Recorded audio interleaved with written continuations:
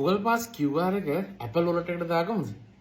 right මේ video එකේ ඔයගොල්ලෝ අරන් ඉන්නේ ෆුවල් පාස් QR එක කොහොමද Apple wallet එකට දාගන්නේ කියලා.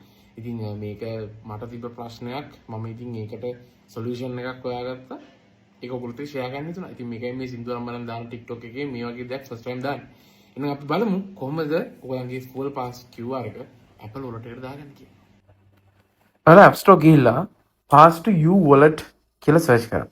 pass to wallet කියලා ගහුවත් අපිට එනවා මෙන්න මේ වගේ app එකක්. ඒක ඔයගොල්ලෝ ඉන්ස්ටෝල් කරගන්න ඕනේ.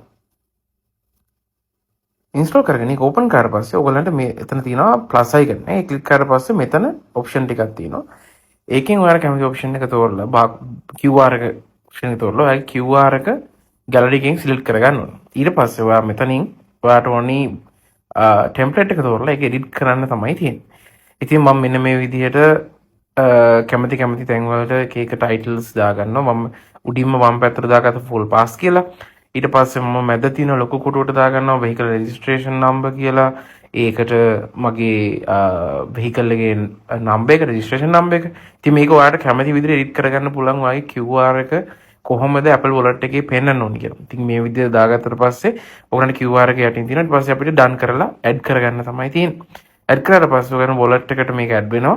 wallet එකේ ගිහලා search කරාට පස්සේ ඔයගොල්ලන් wallet එක search කරලා ගත්තට පස්සේ wallet එකේ full pass තියෙනවා. ඉතින් මගේ vehicles දෙකක් add කරලා තියෙන නිසා ඒකේ විදිහට තියෙනවා. එතකොට vehicles දෙකේම passes මේ විදිහට ඔයගොල්ලන්ට බලා ගන්න පුළුවන්.